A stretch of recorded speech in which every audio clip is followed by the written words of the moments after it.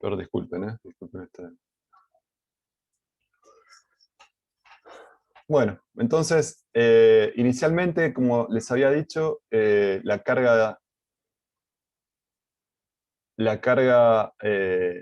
situación va a ser esta, donde tengo el circuito abierto y el capacitor descargado, y les había dicho que lo podían pensar como que tengo tres conductores en esta situación, uno conectado al borne positivo, otro al negativo, que es este que está acá, y un tercero que sería este tramito, que está aislado de los otros dos. Este va a estar a potencial, el potencial de borne negativo, este va a estar al potencial de borne positivo de la pila, y este va a estar un potencial que, bueno, no sé cuál es, no me interesa tampoco. Ahora, cuando yo cierro el circuito, esto lo llegaron a escuchar, ¿no? ¿Sí?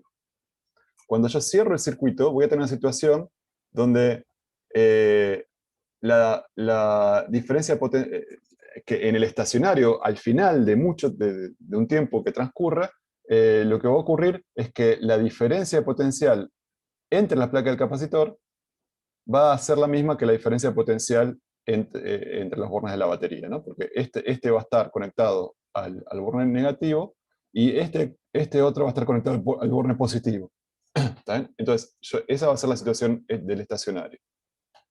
Ahora, instante a instante, lo que sucede es que si yo me fijo cuál es la relación entre la diferencia de potencial entre los bornes de la pila y la placa del capacitor, no van a ser iguales al principio. Por ejemplo, fíjense, en el instante inicial, acá tengo epsilon, y en el instante inicial, como está descargado, acá tengo 0. Así que evidentemente no es la misma para todo tiempo la diferencia de potencial entre los bornes de la pila y la diferencia de potencial entre las placas del capacitor. ¿Está bien?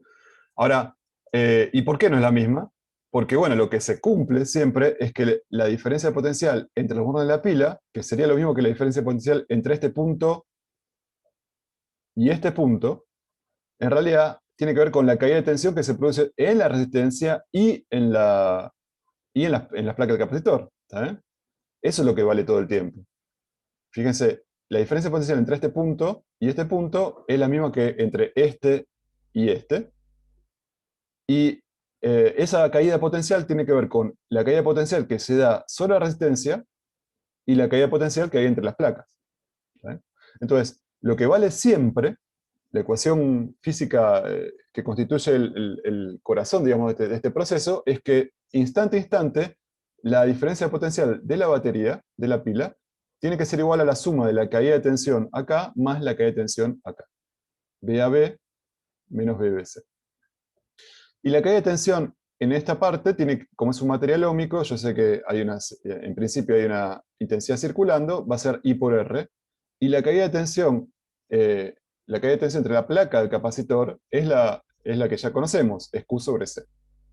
Esta suma tiene que ser igual a epsilon siempre, por más que I dependa del tiempo y Q dependa del tiempo. Acuérdense que yo uso minúsculas para mostrar cantidades que dependen del tiempo. Y entonces, simplemente paso esto para el otro lado, pongo todo al mismo lado, E menos IR menos QC tienen que ser igual a 0. ¿Eh? Entonces, esta es la ecuación que instante a instante tiene que valer. No importa que varíe Q y que varíe I con el tiempo. Esta suma, la intensidad que yo tengo en un instante, la multiplico por R, y le sumo la carga que yo tengo en un instante dado sobre el capacitor y que lo divida por C, esa suma va a permanecer siempre constante, igual a la diferencia de esta potencia. Ahora, es esto que está acá, ¿no? Pasé esto restando para este lado. Ahora, fíjense que acá, la corriente que está circulando por acá, son las cargas que la batería impulsa a lo largo de toda esta rama y que se van acumulando en esta placa. Así que en este circuito también hay una relación muy estrecha entre esta I y esta Q, porque la intensidad representa las cargas que se están moviendo y se terminan acumulando en la placa. Así que, son las cargas por unidad de tiempo, que atraviesan esta parte que está acá y son las que ingresan a la placa. Así que directamente, la variación de la carga sobre la placa del capacitor por unidad de tiempo, o sea, esta derivada, es igual a la corriente. Así están relacionadas estas dos magnitudes. Así que nuevamente, eh, esta me va a quedar una ecuación o para I o para Q. ¿Saben? Yo voy a elegir cuál de las dos utilizar. Pero antes de hacer la cuenta, recordemos que inicialmente, cuando esto estaba abierto, acuérdense que no había carga en el capacitor, así que desde el punto de vista de la carga sobre la placa del capacitor era cero, y desde el punto de vista de la intensidad de corriente, si yo elijo el otro camino, la condición inicial debería ser que la intensidad inicial, fíjense, la intensidad inicial, cuando yo hago esto, eh, la intensidad inicial va a ser la máxima. ¿Ven? Va a ser la máxima. Perfecto. Va a ser epsilon sobre R. Y a tiempos largos, yo voy a tener una situación donde esto ya va a estar cargado, y tiene que estar cargado de manera tal de que la diferencia potencial sea epsilon. Así que la carga tiene que ser C por epsilon. Y desde el punto de vista de la intensidad, cuando ya esté cargado, voy a tener una diferencia potencial acá igual a la que está acá, por lo tanto la intensidad va a ser cero. ¿Ven? Porque, bueno, por eso. Perfecto. Entonces, yo sé que la condición inicial, por ejemplo, desde el punto de vista de la carga, es que a tiempo igual a cero parto de este eje es el eje de la carga, este es el eje del tiempo, parto de este punto, de Q igual a cero a tiempo igual a cero, y a tiempos grandes voy a llegar a un valor asintótico muy cerquita a C por E, y ahora lo que quiero ver es cómo crezco, ¿no? Cómo es la ley de crecimiento. Y bueno, para ver la ley de crecimiento, lo que voy a hacer es integrar. Para eso en lugar donde dice I, voy a poner la derivada de Q a dt. Es lo mismo que hicimos antes. Lo mismo que hicimos antes. Y esta es la ecuación entonces que tiene que volver para el tiempo con la condición inicial de que a tiempo igual a cero la carga es igual a cero. Esto que está acá. No voy a entrar en detalle de cómo se hace esta cuenta, pero se los dejo acá. Se los dejo acá. Es un poquito, tiene el mismo sabor que la que vimos antes para estudiar la descarga, pero se complica un poquitín. Pues fíjense, lo que hago primero es poner de un miembro todo lo que dependa de Q. Perdón, acá simplemente hago un paso intermedio para poner de un miembro todo lo que depende de Q y de otro miembro todo lo que depende del tiempo, las variaciones. Estas variaciones infinitesimales tienen que ser iguales de un lado y del otro, porque vienen de esta ecuación que tiene que valer para todo tiempo. Y lo que voy a hacer acá me quedó una cosa que no es exactamente Q como me quedaba antes, entonces voy a hacer un cambio de variable. A todo esto lo llamo I, y en lugar de trabajar con Q voy a trabajar con I. Entonces, en lugar de poner todo esto, voy a poner I. Claro que si trabajo con I tengo que aprender a escribir esta parte que está acá para sacármela de encima, y una variación eh, eh, en, eh, en I implica esto es constante, así que no va a cambiar, y esto es constante, y va a tener que ver con menos de Q a dc, que es esto que está acá. Y una vez que hago esto, ya sé cómo reemplazar de este lado toda la parte de Q para que aparezca una I, que es lo que hago acá. Y una vez que hago esto, fíjense que esta ecuación es exactamente igual a la anterior que vimos, pero en la variable esta auxiliar I, así que yo ya sé que eh, la integro y tengo exactamente lo mismo de antes, esta dependencia, para la variable I, no para la variable Q. Y entonces cuando yo reemplazo lo que yo ya sé de I, esto que está acá, cómo se relaciona con Q, llego a esta parte que está acá. Esto mírenlo más tranquilos, tranquilas, más adelante, eh, en la comodidad de sus hogares, pero básicamente es bastante sencillo. Lo único que hice fue un cambio de variable en el medio. Y entonces, esta es la dependencia funcional de la carga que se acumula acá cuando lo estoy cargando, ¿no? La carga, entonces, es bueno, una constante que es C por E por 1 menos un decremento exponencial. Entonces, fíjense que esta función, como función del tiempo, cuando t es igual a 0, primero, fíjense que aparece la misma constante de tiempo Rc.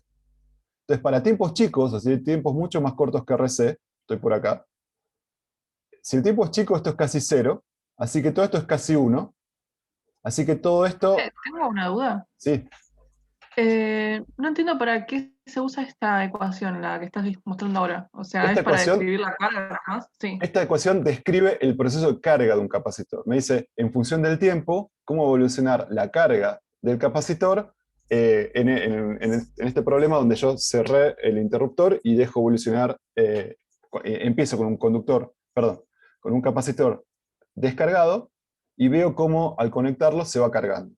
Esta es la expresión Ok, que me dice cómo es esa dinámica. genial, Entonces, gracias. eh, entonces,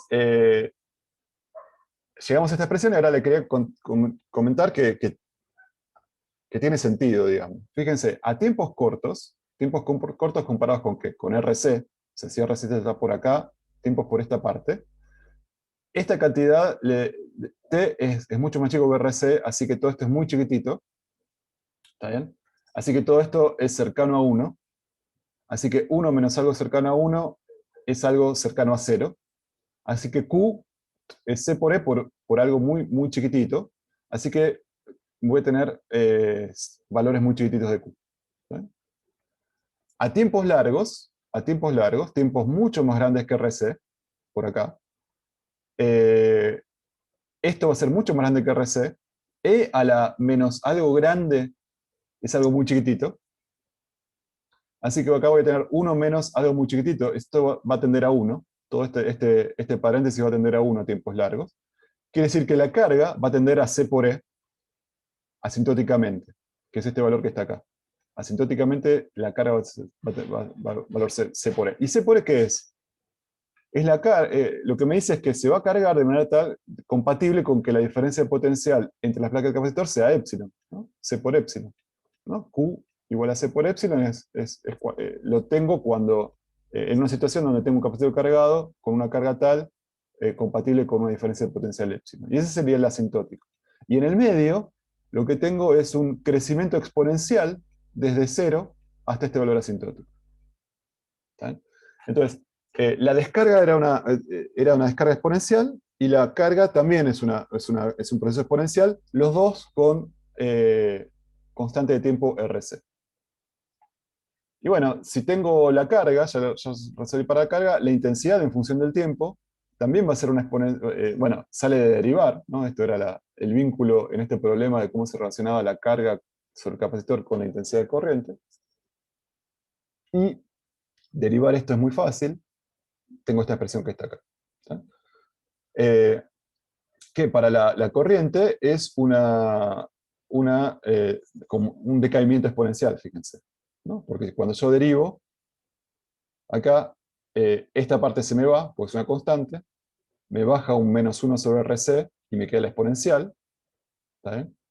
Bueno, y con el signo menos, el menos se me va y yo tengo esta acá. Entonces, a medida que pasa el tiempo, inicialmente la intensidad era muy grande, como en todo proceso transitorio de este tipo, al principio tengo mucha intensidad y después va decayendo, tanto en el de carga como en el descarga. Y el decaimiento, como antes, está regido por una constante de tiempo RC. Fíjense que a tiempos muy chiquititos, todo esto es muy chiquitito, todo esto es prácticamente 1, y entonces a tiempos muy chiquititos la intensidad es prácticamente epsilon sobre R, que es la intensidad que yo tendría en un circuito donde la resistencia está sometida a esta diferencia potencial directamente. ¿Está bien? Bueno, perfecto. Muy bien. Bueno, entonces, ¿estamos bien con esto? Sí, Buenísimo. sí, sí. Bueno, eh, listo. Esto era lo que había quedado de la vez pasada. Entonces, ahora permítame empezar con lo que les quería contar hoy. No sé qué es esto. Bueno, espero no haber hecho lío. Eh, bueno,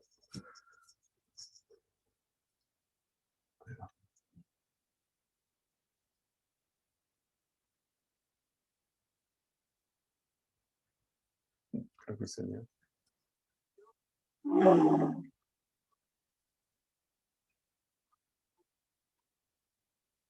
Vale.